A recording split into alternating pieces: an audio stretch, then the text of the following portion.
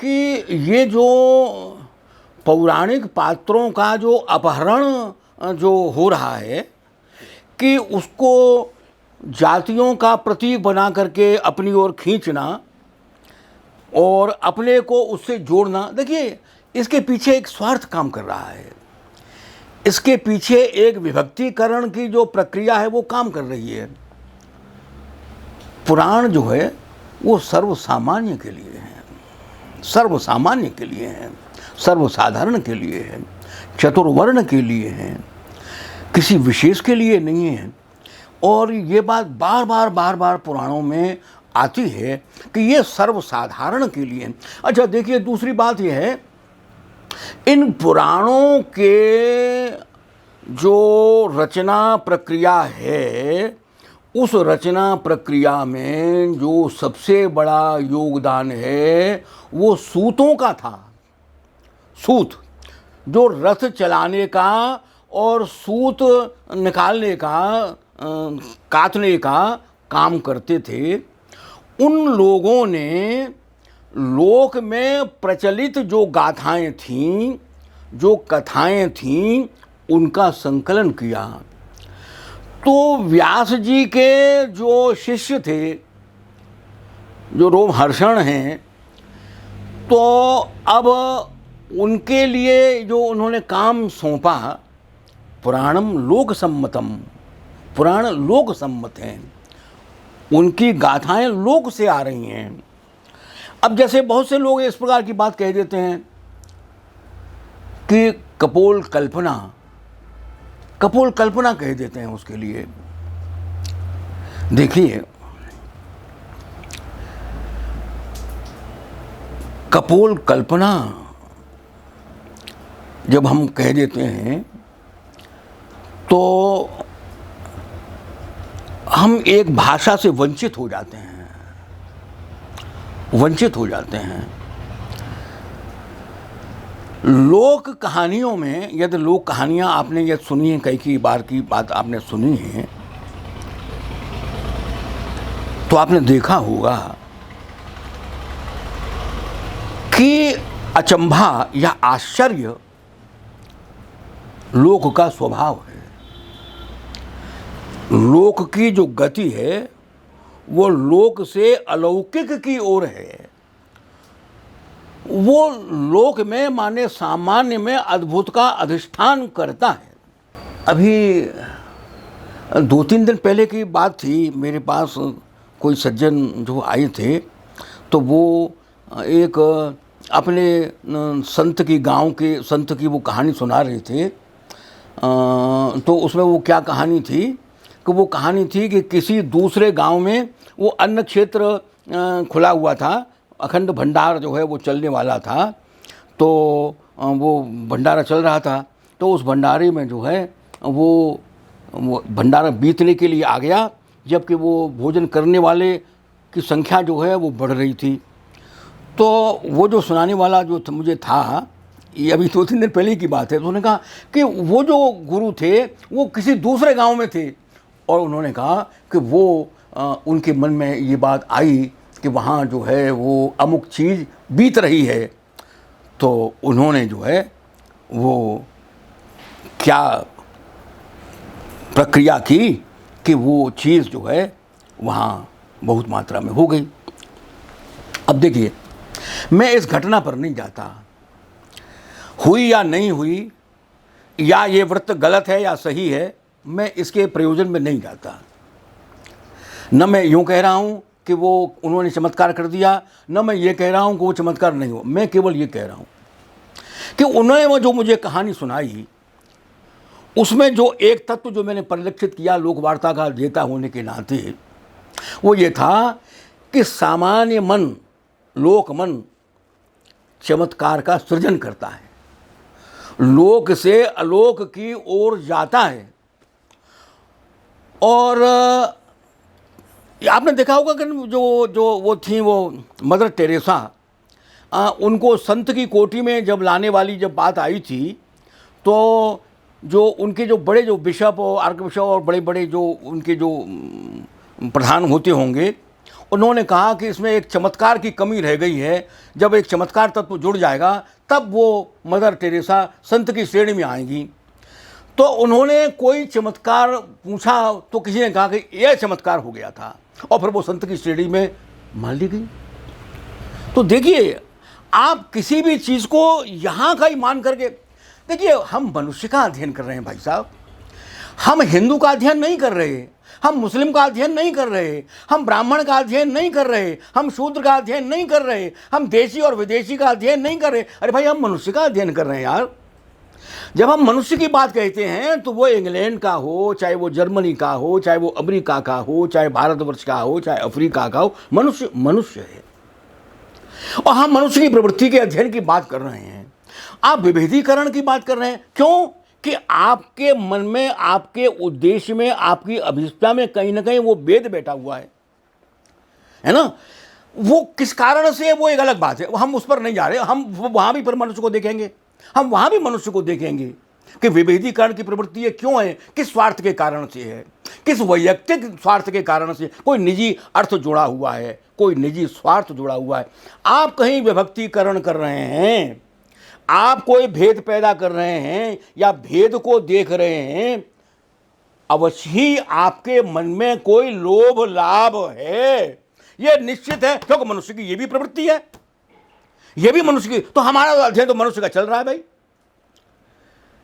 हमारा अध्ययन मनुष्य का चल रहा है, तो हम वो भी देख लेंगे कि हाँ, ये जो भाई मनुष्य है ये भी किसी लोभ लाभ की वजह से है, इसमें भी आपको वैयक्तिक निजी बैठा हुआ।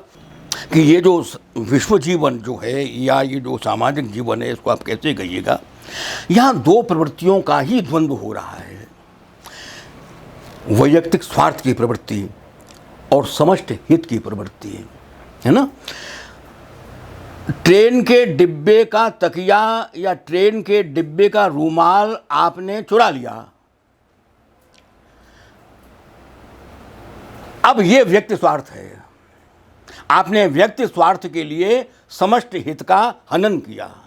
अब देखो ये द्वंद्व, छोटी सी बात है ये, है ना। अभी एक दो दिन पहले ही वो सारी कहानी उन्होंने जैन साहब ने लिखी थी, वो पढ़ रहा था मैं। तो ये क्या है, ये व्यक्ति स्वार्थ और समष्टि हित का। आपने स्ट्रीट लाइट को बल्ब निकाल के अपने घर में लगा लिया, या आपने ऑफिस के काम में बैठ करके, ऑफिस के समय में बैठ करके आपने कोई व्यक्तिगत काम किया। अब ये क्या है, ये व्यष्टि और समष्टि का द्वंद्व हो रहा है ना, और आपके मन में ही हो रहा है। आप एक हैं, किसी ने नहीं देखा भले ही, लेकिन आपने उस काम को जो कि आपको स्कूल में करना चाहिए था विद्यार्थियों की दृष्टि से या समष्टि हित की दृष्टि से, आपने कहीं व्यक्तिगत काम कर लिया। आपने उस समय का उपयोग आपने व्यक्ति साधना में किया, जबकि वो व्यक्ति साधना का समय नहीं था। तो ये जो व्यष्टि अब इसको आप बड़े आकार में घुमा सकते हैं कि एक आदमी सरकारी पद पर है और वो व्यष्टि हित के लिए काम कर रहा है। अब यही समष्टि और व्यष्टि का द्वंद्व है, ये एक व्यक्ति से लेकर के पूरे राष्ट्र और पूरे विश्व तक, विश्व जीवन में, क्योंकि यही यही देवता और दानव है जो व्यष्टि साधना कर रहा है और समष्टि की कीमत पर कर रहा है। और उससे बड़ा असुर कौन है? वही असुर है ना। और जो अपने व्यक्ति स्वार्थ को भी तिलांजलि दे रहा है और परमार्थ साधना कर रहा है, वो उससे बड़ा देवता कौन सा है? उससे बड़ा देव कौन है? और जो अपना व्यक्ति का और समष्टि का संतुलन कर रहे हैं, सामंजस्य कर रहे हैं, भाई व्यक्ति साधना हो लेकिन समष्टि हित का हनन न हो, भाई ये मनुष्य है, ये मध्यम कोटि है, ये मनुष्य कोटि है। ये प्रवृत्तियाँ अतीत में भी चल रही थीं और ये प्रवृत्तियाँ आज भी चल रही हैं और ये प्रवृत्तियाँ आगे भी चलती रहेंगी, क्योंकि मनुष्य मनुष्य है, मनुष्य मनुष्य है। तो खैर, कहने वाली बात यह है कि जो उसने चमत्कार का सृजन किया, जो लोक से अलोक की जो गति उसकी थी, असल में वो लोक मन था। अब आप देखिएगा, अभी थोड़े दिन पहले जब मैंने लिखा था तो सुरेंद्र सिंह जी है ना, उनको फिर मैंने उत्तर दिया था। मैंने कहा एक बात बताइएगा, आप जो सीरियल देखते हैं उनमें एक वो एरियल वाला वो आता है जो परग्रहवासी हैं, दूसरे ग्रह के रहने वाले हैं, और वो अंतरिक्ष में युद्ध कर रहे हैं और उसकी एक तिकोनी जैसी आकृति बना दी है, मतलब मनुष्य जैसी तो नहीं है लेकिन मनुष्य से मिलती जुलती है, और वो जो है वो वार कर रहे हैं और वो एटम युद्ध कर रहे हैं और जाने क्या क्या कर रहे हैं, और ध्वंस हो रहा है दूसरे संसार का, और ये हो रहा है और वो हो रहा है, जाने क्या क्या हो रहा है। क्यों जी, क्यों देख रहे हैं आप उसके लिए? नहीं, वो तो कपोल कल्पित है, और वो तो पुराण है, और वो तो आपके लिए बड़ी बड़ी बुरी बुरी बात है, वो तो कपोल कल्पित है। लेकिन वो जो एक्शन मैन है और वो जो सुपरमैन है और वो जो एरियल है, ये सब आप जो ये सब जो देख दाख रहे हैं, और आपके बच्चे भी देख रहे हैं, और सीरियल ज़्यादातर आपके वही चल रहे हैं। क्यों? कहीं ना कहीं लोक मानस को वो तृप्त करता है। वो कपोल कल्पित जिसे आप कहते हैं ना, वो जो आदिम मानस है वो आपके मन में बैठा हुआ है, नहीं निकल रहा भाई साहब, और निकलेगा भी नहीं। वो निकलने वाला नहीं है, क्योंकि वो आदिम मानस है, प्रिमिटिव माइंड जिसे कहते हैं, है ना। ये जो आधुनिक मानस है ना, ये चेतन मन का भी एक छोटा सा हिस्सा है, जैसे जल का कह सकते हैं आप, और वो अवचेतन है, वो तो समुद्र है भाई साहब, समुद्र है। वो सारे जो युग हैं बीते हुए, सारे स्मृति के रूप में उसमें समाये हुए हैं। देखिए, जो वंश परंपरा है ना, वो जो बीज है वो पिता से आया, पिता को पितामह से आया, पितामह को उससे सकल दादा, लकड़ दादा, और वो पूर्व पुरुष, और वो आदि मानव। वो बीज तो वही है ना, वो क्रम चल रहा है कि नहीं चल रहा है? वही भी चल रहा है ना, आगे वही बह रहा है ना, वही परंपरा है ना, वही वंश परंपरा। तो वो जो सारे जो युग हैं, अच्छा युग सारे कहां चले गए? बीते आदिम मनुष्य से लेकर के और आज तक के इतने जो युग थे, जिन्हें आप अंधकार युग और प्रागैतिहासिक और जाने क्या क्या कहते हैं, वो कहां चले गए?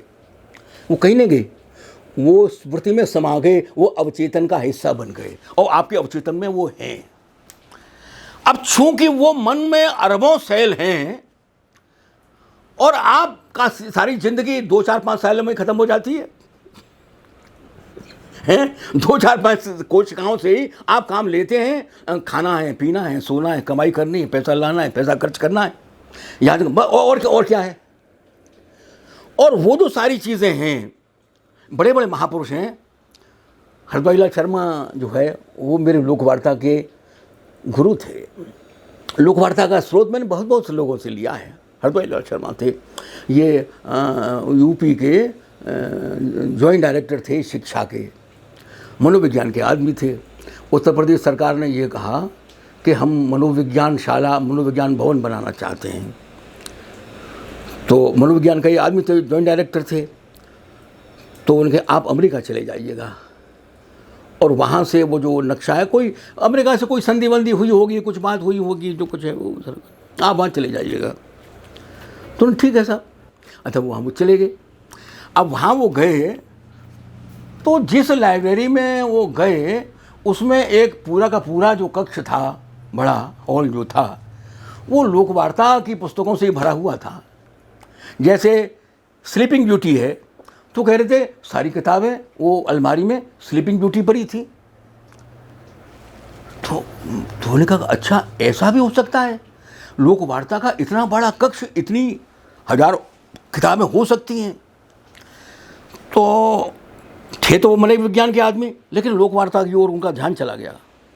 ये तो बड़ा ज़बरदस्त विज्ञान है भाई, और ये तो आधुनिकतम विज्ञान है। उनके दिमाग में ये बात घूम गई। खैर, मैं उनके पास में मिलने के लिए मैं गया, तो उन्होंने कहा 9 अरब सेल मनुष्य के मस्तिष्क में हैं, 9 अरब सेल। और जो बड़े बड़े महापुरुष जो होते हैं, गांधी जैसे महापुरुष, उनका जो है वो 40-50 कोशिकाओं से काम चल जाता है। मनुष्य की क्षमता के संबंध में मुझे समझा रहे थे।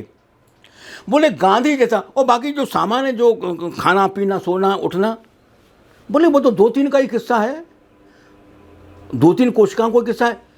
कि मनुष्य के पास कितनी अपरिमित ऊर्जा है मनुष्य के पास, और हमारा जीवन, सामान्य जीवन कैसा है, ये बात उन्होंने मुझे समझाई भाई साहब। तो ये जो अवचेतन है, ये समुद्र है, और उसमें जो प्रिमिटिव माइंड है, जो आदिम मानस है, जो युगों की यात्राओं की जो स्मृतियाँ हैं, वो इसमें वो समाहित हैं, उसमें वो बैठी हुई हैं। अब कौन सी स्मृति जो है कब किस परिस्थिति में फूट पड़ती है, ये इतना अनिश्चित है, लेकिन वो मनुष्य में है। तो जिसको आप कपोल कल्पना कहते हैं, जिसको आप गप कहते हैं, वो भाषा है, वो भाषा है। और इस विषय पर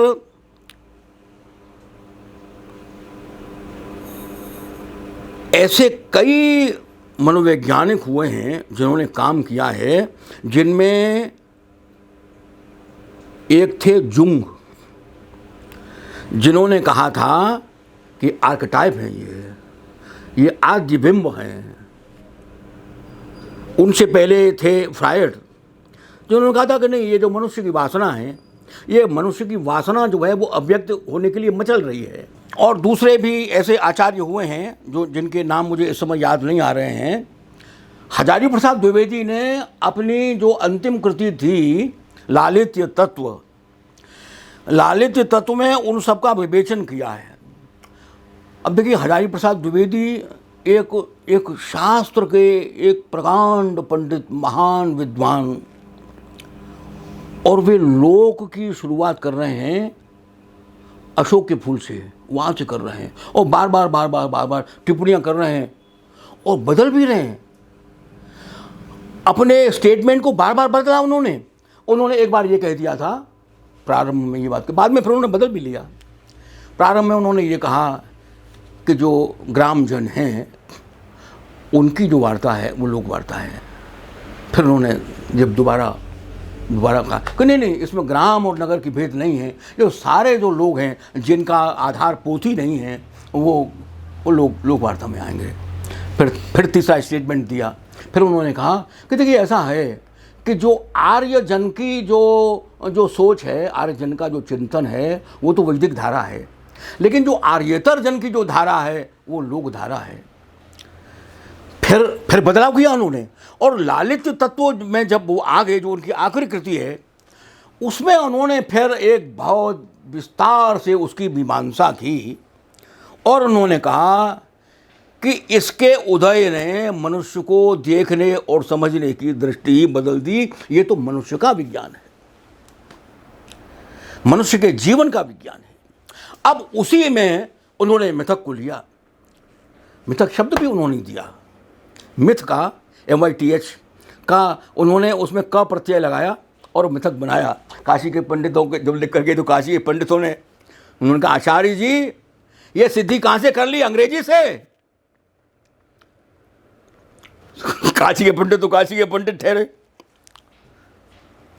पंडित जी ने कहा, आचार्य जी बोले, नहीं तो देखो, मिथ से बना सब जगह खूब लिख रहे हैं, खूब प्रचारित कर रहे हैं, लेकिन जब काशी के पंडितों ने जब उनके लिए ललकारा तो उन्होंने कहा, अंग्रेजी शब्द को ले लिया आपने, अंग्रेजी शब्द से आपने शब्द बनाया। तो उन्होंने कहा नहीं। बोले कैसे? बोले मिथा, संस्कृत का शब्द है मिथा, उसका अर्थ है पूरक। मैं वो कह रहा हूं कि मिथा से पूरक शब्द बना, चूंकि मिथक पूरक होता है इसलिए वो मिथा से मिथक बन गया।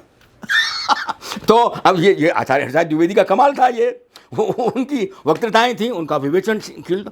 तो उन्होंने उन सारे भाषा वैज्ञानिकों को लेकर के ने बताया कि ये जो जिसको आप कपोल कल्पना कर रहे हैं ना, ये बिंब है ना। देखिए, उसका सचमुच घड़ा के जैसा कान नहीं था। वो जो राक्षस था, उस राक्षस का कान या सूपनखा के जो नाखून थे वो सूप जैसे थे। अरे यार, उसके सूप के किसी के होते हैं क्या? तो उसी के कैसे हो सकते हैं? और पर सूप जो है ना, वो तो 5 नाखून होंगे तो कितने 5 सूप हो जाएंगे। कैसे आदमी कैसे जिंदा रहेगा, कैसे करेगा, कैसे खाना पीना करेगा? नहीं, ऐसा कुछ नहीं है। ये घड़े जैसे कान होना नहीं, ऐसा नहीं है। जैसा आदमी होता है, आदमी वैसा ही था, आदमी कोई नया नहीं है। लेकिन जो बिंब, अच्छा आप ये बताइएगा, आपके यहाँ रामलीला होती है तो जो कागज़ के जो पुतले बनाए जाते हैं, वो जो कुत्ता है ना, वो भी इतने बड़े हाथ भर के दांत जो है उसके दांत दांत दिखाई दे रहे हैं, उसके पुतले के दांत, और उसकी आंखें ऐसी ऐसी ऐसी निकल निकल करके जैसे को निकल निकल रही हों उसमें से, ऐसे उसके बताया जा रहा है उसके लिए। नहीं, ये क्या है कि वो सामान्य जन के मन पर वो जो बिंब बैठा हुआ है ना, उसका एक्सप्रेशन है, उसकी अभिव्यक्ति है ये। वो भय जो बैठा हुआ है ना, अच्छा अपने भय को कैसे व्यक्त करे वो? भाई भयानक की आकृति गढ़ेगा तभी तो भय व्यक्त होगा। तो ये जो जिनको आप कपोल कल्पना कहते हैं, जिनको ये निश्चित ही कपोल कल्पना समझिएगा इसके लिए कि उसकी जो आंखें हैं वो निकलती हुई इतनी बड़ी बड़ी आंखें वो दिखाता है पुतली में, है ना, और वो कितना वो दांत, इतने बड़े बड़े दांत। अरे आदमी आदमी है यार, ऐसा दांत कैसे हो सकता है? हथेली भर का दांत कैसे हो सकता है उसका? नहीं हो सकता ना। लेकिन एक्सप्रेशन है, विंब है, जिस प्रकार से अच्छा हमारी बोली, जिस भाषा में हम बातचीत कर रहे हैं, ये बोली क्रम क्रम क्रम क्रम से विकसित होती चली गई, विकास इसका इस ढंग से हुआ है। तो मिथक की भाषा, जिसे मिथकी भाषा कहते हैं, और जो हमारी भाषा है, उन दोनों में जो अंतर है वो प्रिमिटिव माइंड और आधुनिक मानस का अंतर है ना। उसमें कुछ भी अस्वाभाविक नहीं है। अस्वाभाविक होता तो मैंने कहा कि आप जो है वो एलियन को क्यों देख रहे होते हो, और जो है वो ये सुपरमैन को, और वो उसमें आप क्यों दिलचस्पी ले रहे होते हो उसमें? आप तो दिलचस्पी ले रहे हैं उसमें, और बड़े रुचि से देख रहे हैं कि अब क्या होगा, अब क्या होगा, अब कैसे युद्ध होगा, कैसे शांति होगी। तो खैर, मेरा कहने का माने ये है कि पुराण को और पुराण के पात्रों को जिस प्रकार से हम ग्रहण कर रहे हैं, उसमें विभक्तीकरण की जो प्रवृत्ति हमको नज़र आ रही है, उससे हम अपने मन का जो भाव है उस पात्र पर आरोपित कर रहे हैं। अपने मन को उसको समझने के बजाय, उस पात्र को समझने के बजाय, भाई हम तो इन आंखों से देखना चाहते हैं, हम तो इस दृष्टि से, अब वो इस दृष्टि क्या ज़्यादातर जो चल रहा है कि ये जो है ब्राह्मण दृष्टि है और ये ब्राह्मणेतर दृष्टि है। अब इस दृष्टि से जब हम ये देखते हैं ना, तो पुराण के पात्र के साथ एक जास्ती हो जाती है, एक ज्यादती हो जाती है। हमको लोक की नज़र से देखना होगा। सामान्य जन रास लीला की कहानी सुनता है, उसके मन में वो प्रश्न उठता ही नहीं है जो आजकल के जो एमए पास और ये आदमी जो उठाता है कि ऐसा कैसे हो गया। उसके मन में क्यों नहीं उठी बात? उसके मन में वो प्रश्न क्यों नहीं उठा?